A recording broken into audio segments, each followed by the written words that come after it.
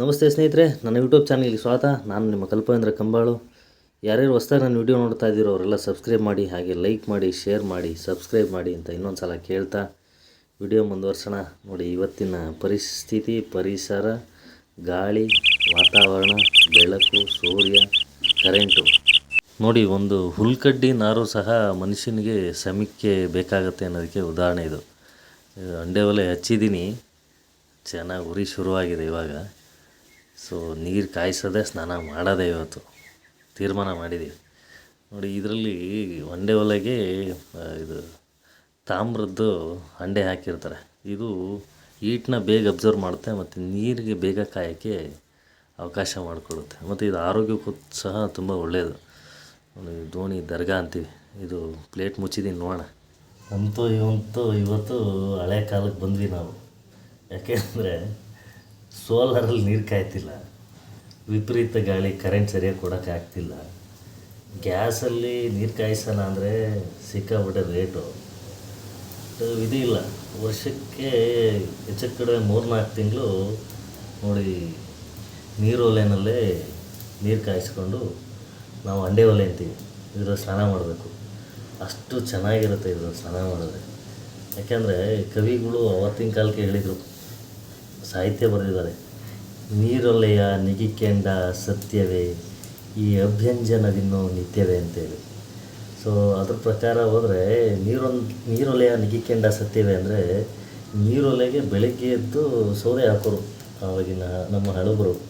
ಯಾಕೆಂದರೆ ಮುಖ ತೊಳೋಕ್ಕೆ, ಕೈಕಾಲು ತೊಳೋಕ್ಕೆ, ಸ್ನಾನ ಮಾಡೋಕ್ಕೆ, ಸೊ ಎಲ್ಲದಕ್ಕೂ ಬಳಸೋರು ಬಿಸಿನೀರ.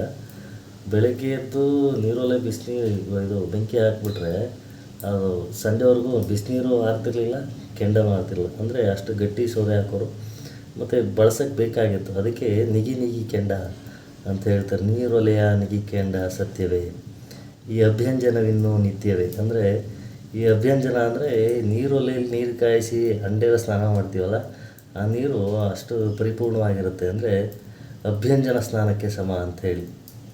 ಸೊ ಹಂಗಾಗಿ ಕವಿಗಳು ಆವಾಗಿನ ಕಾಲಕ್ಕೆ ಬರೆದಿದ್ದು. ಇದನ್ನು ನಾವು ಪಾಲಿಸ್ಬೇಕು. ಯಾಕೆಂದರೆ ಈಗ ನಾವೆಷ್ಟೇ ಆಧುನಿಕ ಯುಗಕ್ಕೆ ಹೋದ್ರೂ ಸೊ ನಾವು ಹಳೇದನ್ನು ಬಿಡೋಕ್ಕಾಗಲ್ಲ. ಆ ಸ್ಥಿತಿಗೆ ಬಂದು ತಲುಪಿದ್ದೀವಿ. ನಾವು ಏನೇ ವಿದ್ಯೆ ಕಲ್ತಿರ್ಬೋದು, ಟೆಕ್ನಾಲಜಿ ಇರ್ಬೋದು, ಎಷ್ಟೇ ಮುಂದುವರೆದಿದೆ, ಈ ಒಂದು ಲೆಕ್ಕಾಚಾರಕ್ಕೆ ತುಂಬ ಸ್ಟ್ಯಾಂಡರ್ಡ್ ಆಗಿರೋರು, ತುಂಬ ಹಣವಂತರು, ಅನುಕೂಲಸ್ಥರು ಇನ್ನೂ ಏನೇನೋ ಮಾಡೋಕ್ಕಂತಾರೆ. ಆದರೆ ನಮ್ಮ ಮಿಡ್ಲ್ ಕ್ಲಾಸ್ ಜನಕ್ಕೆ ಈ ಬೆಂಕಿ, ಗಾಳಿ, ನೀರು, ಭೂಮಿ, ಆಕಾಶ, ಪಂಚಭೂತಗಳೇನಿದೆಯೋ ಅದು ಕೆಲವೊಂದು ಸಲ ಬೇಕಾಗೇ ಆಗುತ್ತೆ. ನೋಡಿ, ಇದು ನೀರೊಲೆ ನಾವು ಇರಲಿ ಅಂತ ಹೇಳಿ ಮನೆ ಕಟ್ಟಿಸಿದಾಗ ಹೊರಗಡೆ ಒಂದು ಬಚ್ಚಲು ಮಾಡಿಸಿ ನೀರೊಲೆ ಕಟ್ಟಿಸಿದ್ವಿ. ವರ್ಷಕ್ಕೆ ಹೆಚ್ಚು ಕಡಿಮೆ 3-4 ತಿಂಗಳು ನಾವು ಬಳಸಲೇಬೇಕು, ಅನಿವಾರ್ಯತೆ ಇದೆ. ಸೊ ಹಂಗಾಗಿ ಆಧುನಿಕತೆಗೆ ನಾವೆಷ್ಟೇ ಮಾರು ಹೋದ್ರೂ ಪ್ರಕೃತಿ ನಮ್ಮನ್ನು ಬಿಟ್ಕೊಡಲ್ಲ. ನಾವು ಹೀಗೆ ಬದುಕಬೇಕು, ನನ್ನ ಎಲ್ಲೇನಲ್ಲೇ ಮನುಷ್ಯ ಬದುಕಬೇಕು ಅಂತೇಳಿ ಪ್ರಕೃತಿ ನಮಗೆ ಪಾಠ ಕಲಿಸುತ್ತೆ. ಸೊ ಇವತ್ತಿಂದು ನೋಡೋಣ ಸ್ನಾನ. ಯಾಕೆಂದರೆ ಬರೀ ಇದರಲ್ಲಿ ಸೋಲಾರು ಗೀಜರಲ್ಲಿ ಸ್ನಾನ ಮಾಡಿಬಿಟ್ಟು ನೋಡಿ ಕೂದಲೆಲ್ಲ ಉದುರೋಗ್ಬಿಟ್ಟಿದೆ. ನೆತ್ತಿ ಮೇಲೆ ನೋಡಿ ಅಲ್ಲೇ ಸೈಟ್ ಹೊಡಿತಾ ಇದೆ ಅಂತಾರೆ ನಮ್ಮ ಕಡೆ. ತಲೆ ಮೇಲೆ ಸೈಟ್ ಹೊಡಿತಾ ಇದೆ, ಏನಪ್ಪ ನಿನ್ನ ಪುಣ್ಯ ಅಂತ. ಅಂದರೆ ಕೂದಲು ಮತ್ತು ನೆತ್ತಿ ಮೇಲೆ ಅಥವಾ ಇಲ್ಲೆಲ್ಲ ಉದುರೋತಿದ್ರೆ ಬಾಲ್ಡು, ನೆತ್ತಿ ಮೇಲೆ ಕೂದಲು ಹೋದರೆ ಸೈಟ್ ಹೊಡಿತಾ ಇತ್ತು ಅವನಿಗೆ ಅಂತಾರೆ. ಇದಕ್ಕೆ ಕಾರಣ ಏನಪ್ಪ ಅಂದರೆ ನಾವು ಬಳಸ್ತಾ ಇರೋ ನೀರು, ಈಗಿನ ರಾಸಾಯನಿಕ ಮಿಶ್ರಿತ ಊಟ, ಅಕ್ಕಿ ಆಗ್ಬೋದು, ತರಕಾರಿ, ಬೇಳೆ, ಎಲ್ಲದಕ್ಕೂ ನಾವು ಔಷಧಿ ಹೊಡಿಲೇಬೇಕು, ರಸಗೊಬ್ಬರ ಹಾಕಲೇಬೇಕು. ಸೊ ಹಂಗಾಗಿ ಅದನ್ನೇ ತಿಂತಾಯಿದ್ದೀವಲ್ಲ, ಅದಕ್ಕಾಗಿ ಬಿಗಿ ಇಲ್ಲ ಮನುಷ್ಯ. ಸುಮ್ಮನೆ ಏನೋ ನೀರಿನ ಮೇಲೆ ಗುಳ್ಳೆ ಥರ. ಜೀವ ನೀರಿನ ಮೇಲೆ ಗುಳ್ಳೆ ಆದ್ರೂ ಪರವಾಗಿಲ್ಲ, ಮನುಷ್ಯನೇ ನೀರಿನ ಮೇಲೆ ಗುಳ್ಳೆ ಆಗ್ಬಿಟ್ಟು. ಈ ಸ್ನಾನ ಹೆಂಗೆ ಅಂತಂದರೆ, ಇದು ನೀರೊಲೆಯಲ್ಲಿ ನೀರು ಕಾಯಿಸಿ ಆನಂದ ಅದು. ಈಗಿನ ಮಕ್ಕಳಿಗೆ ಅದು ಗೊತ್ತಿಲ್ಲ ಬಿಡಿ. ಶವರಲ್ಲಿ ನೀರು ಬರುತ್ತೆ, ಎಲ್ಲೋ ಕಾಯ್ದಿರುತ್ತೆ, ಒಳ್ಳೆ ಬಿಸಿ ಬಿಸಿ ನೀರಲ್ಲಿ ಸ್ನಾನ ಮಾಡ್ತಾರೆ. ಈ ಅಂಡೆ ಒಲೆಯಲ್ಲಿ ಸ್ನಾನ ಮಾಡಿದಿಲ್ಲ, ಆ ಫೀಲೇ ಬೇರೆ.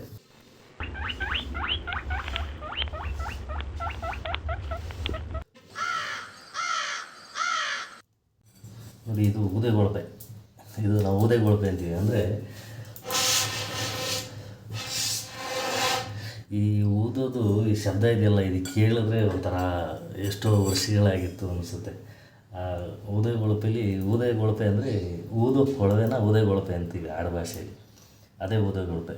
ಆವಾಗ ಏನು ಮಾಡಿದ್ರು ಇಲ್ಲಿ ಈ ಥರ ನೀರೊಲೆ ಮೂಲೆಯಲ್ಲೇ ಇಟ್ಟಿರೋರು, ಯಾಕೆಂದರೆ ಎಮರ್ಜೆನ್ಸಿ ಸಿಗಲ್ಲ, ಹುಡ್ಕೋಕ್ಕಾಗಲ್ಲ ಅಂಥೇಳಿ. ಕೆಂಡ ಇದ್ದಾಗ, ಉರಿದೇ ಇದ್ದಾಗ ಊದೆಗೊಳಪೆ ಬಳಸ್ಬಿಟ್ಟು ಗಾಳಿ ಉರುವುದಾಗ ಒಲೆ ದಗ್ಗಂತ ಹತ್ಕೊಳ್ಳುತ್ತೆ.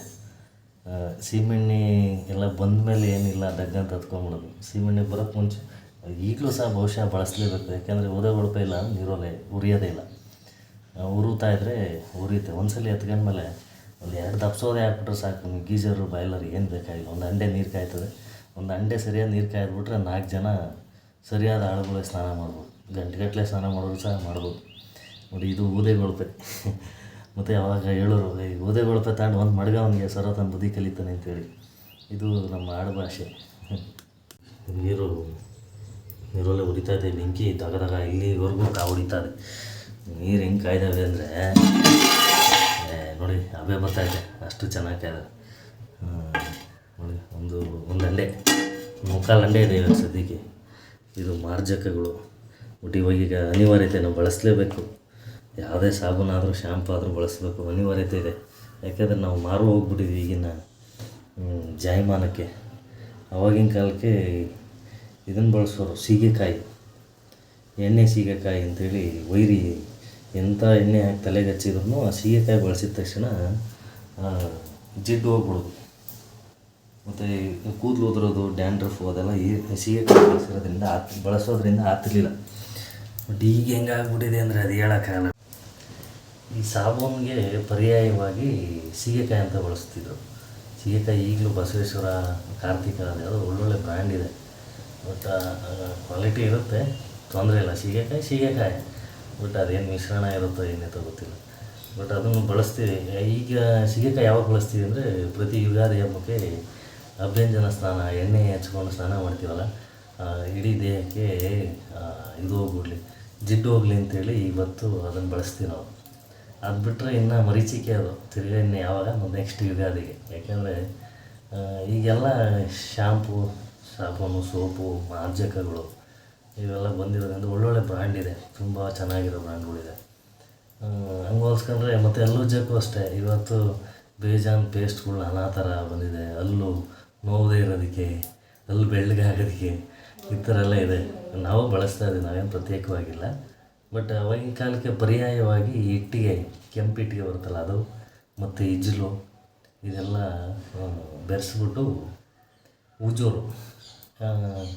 ಅದಕ್ಕೂ ಪೂರ್ವದಲ್ಲಿ ಬೇವಿನ ಕಡ್ಡಿ ಬಳಸೋರು. ಬೇವಿನ ಕಡ್ಡಿ ಅಂದರೆ ಕಹಿ ಇರುತ್ತೆ, ಬಾಯಿ ಅಷ್ಟೇ ಕ್ಲೀನ್ ಆಗುತ್ತೆ, ಹಲ್ಲು ಹೊಳೆಯೋದು. ಇವತ್ತು ಯಾವಾಗಾರ ನಾವು ಹೊರಗಡೆ ಲಾಂಗ್ ಟ್ರಿಪ್ಪು ಹೊರಗಡೆ ಹೋದಾಗ ಬ್ರಷ್ ಬಳಸಲ್ಲ, ಬೇವಿನ ಕಡ್ಡಿ, ಬೇವಿನ ಕಡ್ಡಿ ತಗೊಂಡು ಉಜ್ತಿರ್ತೀವಿ. ಅದು ರಸ ಬರುತ್ತಲ್ಲ, ಉಜ್ಜಿಬಿಟ್ಟು ರಸ ಆಚೆ ಹೋಗಿಬೇಕು, ಲಾಲ ರಸ ಜೊತೆ ಬರುತ್ತೆ.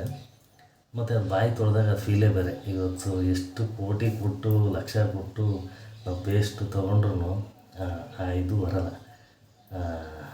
ಅದೇನು ಗುಣಮಟ್ಟ ಅನ್ನೋದು ಇದೆಯಲ್ಲ, ಅದು ಬರೋಲ್ಲ. ಇಲ್ಲೇನಾಗ್ಬಿಟ್ಟೆ ನಮ್ಮನ್ನು ನಾವೇ ಹಾಳು ಮಾಡ್ಕೋತಾ ಇದ್ವಿ. ಆರೋಗ್ಯ ವಿಚಾರದಲ್ಲಾಗಿರ್ಬೋದು, ಸೌಂದರ್ಯದ ವಿಚಾರದಲ್ಲಿ, ಈ ಡ್ಯಾಂಡ್ರಫು, ಕೂದಲು, ಇದೆಲ್ಲ ಹಾಳಾಗುತ್ತೆ ಅಂತೇಳಿ ಒಂದಾದ್ಮೇಲೆ ಒಂದು ಬ್ರ್ಯಾಂಡು ತೊಗೊಳ್ಳೇಬೇಕು, ಅನಿವಾರ್ಯತೆ. ಯಾರೋ ತೋರಿಸ್ತಾರೆ, ಆಸೆ ಮನುಷ್ಯನಿಗೆ, ಏನೋ ಅದರಲ್ಲೂ ಸರೋಗ್ಬೋದು, ಇದರಲ್ಲೂ ಸರೋಗ್ಬೋದು ಅಂತ ಬಳಸ್ತೀವಿ. ಬಟ್ ನಮ್ಮ ಪೂರ್ವಿಕರು ಏನು ಮಾಡಿರ್ತಾರೋ ಅದ್ರ ಮುಂದೆ ಇದು ಯಾವುದೂ ಇಲ್ಲ, ಎಲ್ಲ ನಿಲ್ಲ ಅಂತ ಅಂದ್ಕೊಂಡಿದ್ದೀನಿ. ನನ್ನ ಭಾವನೆ, ನನ್ನ ಅನಿಸಿಕೆಯಲ್ಲಿ, ನನ್ನ ಅನುಭವದಲ್ಲಿ ನಾನು ಮಾತಾಡಿದ್ದೀನಿ ಅಷ್ಟೇ. ಆನಂದಮಯ ಈ ದೇಹ ಹೃದಯ ಅಂಡೆ ಒಲೆ ನೀರಿನ ಸ್ನಾನ ಸಖತ್ತಾಗಿತ್ತು. ನೀವು ಟ್ರೈ ಮಾಡಿ, ಸಖತ್ತಾಗಿರ್ತದೆ. ಹಳೇದು ಅಲ್ಲಿ ಇಲ್ಲಿ ಹಾಕ್ಬಿಟ್ಟಿರ್ತಿರಲ್ಲ, ಎಲ್ಲ ಹುಡುಕ್ಬಿಟ್ಟು ತುಂಬಿಟ್ಟು ಒಲೆ ಸ್ನಾನ ಮಾಡಿ ಸಖತ್ತಾಗಿರ್ತದೆ. ಹಾಗೆ ನನ್ನ ವಿಡಿಯೋ ನೋಡ್ತಾ ಇರೋ ಎಲ್ರಿಗೂ ಧನ್ಯವಾದ. ಲೈಕ್ ಮಾಡಿ, ಶೇರ್ ಮಾಡಿ, ಸಬ್ಸ್ಕ್ರೈಬ್ ಮಾಡಿ. ನೆಕ್ಸ್ಟ್ ವಿಡಿಯೋದಲ್ಲಿ ಸಿಗೋಣ. Thank you, bye.